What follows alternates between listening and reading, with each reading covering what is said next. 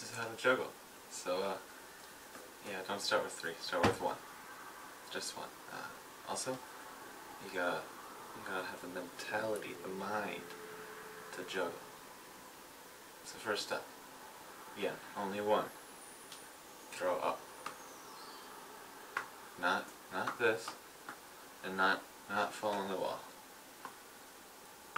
So, let's start off not even looking at the ball. Alright?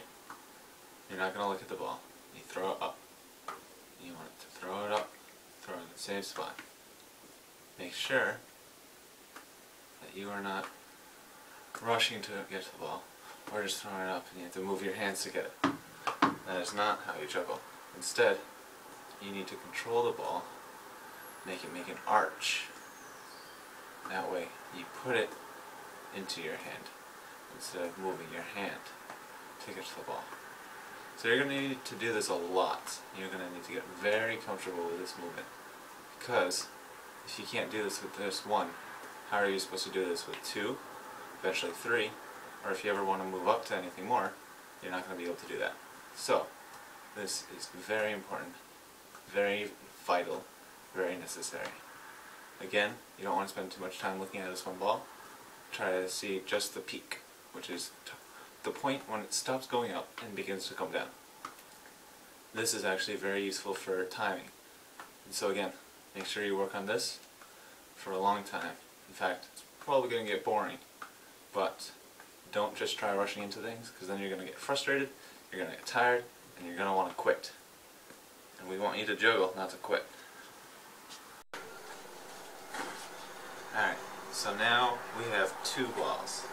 Now first things first, you better be good at just 1. And you see what I did there? This is not juggling. This is not a step of juggling.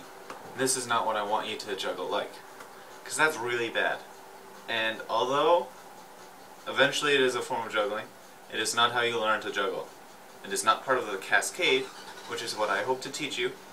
And so, if you practice like such, it's just going to hurt you out. So right now, stick to what I'm saying, because that's going to help you in the long run.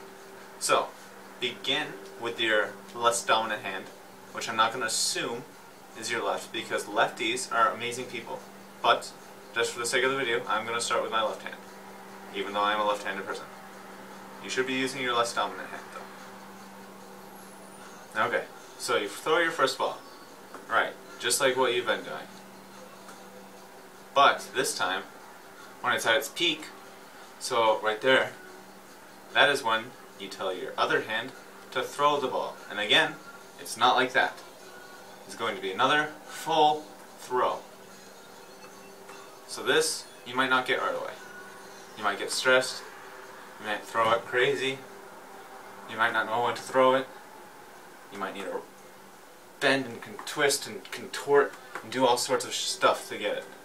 But try not to, at least.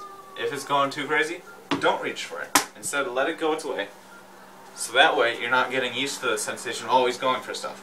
Because you want to be smooth, you want to be fluid, you want to have a perfect sync, and you want to know how to do it well. Once you have that pretty under control, maybe try starting with the other hand. And if you notice things that start arising, like let's say, your second throw is always really low, work on that. Try to get them pretty even. You notice how I almost have like 2 peaks occurring? They're not all going on that same spot. There's 2 distinct spots where they tend to peak at. That's what you want to try to work on. That way it forms more of a figure 8, which will show up more when you end up juggling all 3. So again, work on this until you're pretty fluid with it. When you're at it, you'll start to see how it's throw, throw, throw, throw, catch, catch, throw, throw, catch, catch, throw, catch, throw, throw, catch, catch. And you see that rhythm arising. You want to try to work on that. And if it helps, you can even pronounce it as you throw. Throw, throw, catch, catch. Because that's going to help your body to almost like get it done. And it'll get you more familiar with the form of the sequence and the pattern and the timing of everything. So again, get this very fluid. You want this to be second nature to you. And again, just like at the beginning, don't be watching your hands. Because if you need to focus on everything, then you're just going to mess up in the long run. So again, focus on the peaks. Don't worry about the rest. Because if you can't get it where it is, that's not controlled enough, which means that's what you have to work on, not working on catching it. So again, practice this until you get sick of it and want to do something horrible with the balls, like throw it like crazy. And if you're lucky, you'll get it back. Because soon we're going to be going on to 3 balls, which is really the fun part. Unless you're into juggling with 2 hands, but don't worry about that yet. There you go. Alright, so this part, you finally have 3 balls. 3. And you're going to try doing what I just did. Cascade. And if it doesn't come that easy, don't worry. It's all about practice, practice, practice, and then some more practice. To get fluidity, to get comfortable with everything, and that way, that is how you become an expert juggler. Okay, so first step first. Put 2 balls in your less dominant hand. Don't do that yet, I'm sorry. You get carried away sometimes. So, 2 balls in your less dominant hand. Position it as such. So now, you're going to begin your first opening throw. You're going to make that overarching arch. And you're going to throw from the inside. So you're not going to throw this ball first. You're going to instead throw this ball first. This one up. And once it peaks, just like remember at 2, that's when you throw the next one. Okay? So that's what you're going to do.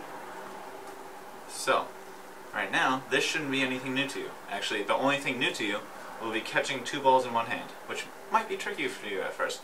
If you want, you can try practicing that. But, so, juggling 2 balls right now, this is nothing special. This is what you are supposed to already know how to do. But, here's the game changer. When first ball peaks, you throw the next one. What do you think you do when the second one peaks? You throw the third ball. So, try that. Alright? So now you're back to 2 and 1. This time it's in the opposite. Why not try an opposite hand now? You want to be able to be ambidextrous, because that's going to be very important as a skill, as a juggler in the future. And it helps you get into it. So, Now you have all 3. Don't worry about throwing the third ball yet. You just want to focus on catching all of them. I feel I might need to specify. When I say don't throw the third one, it's not throw the third one for the first time. It's throw the first one for the second time. So I'm going to change it up. I'm going to throw in a baseball just to show differences. So, you're going to throw, and then catch that very last one. You're not throwing the one you started with yet. You want to be comfortable with the entire scenario. And again, you want to focus on getting all 3 in their specified spots. You want them to peak where they're supposed to, and you want to have 2 areas. You want to have 2 peaks. So, in all, it's going to be making a figure 8 fluid motion. And that's what it looks like when you do the cascade almost. Each ball is making this figure 8 shape, which is actually kind of cool. So, once you're comfortable with throwing each ball once, that is when you can start to keep going and see how far you can go. And again, like I said in step 2 and a little in step 1, if it's going out, don't try reaching for it. If you're going like that and trying to keep up with pace, then it's just going to go crazy and you're going to lose form, you're going to lose technique, and you're going to lose patience. Instead, keep it slow, stay patient, and keep working with it. You're going to eventually build it up until you can just keep going with it. And as that keep going with it, that is considered juggling. So don't get discouraged if throws are going a little crazy or you can barely get that third one to go.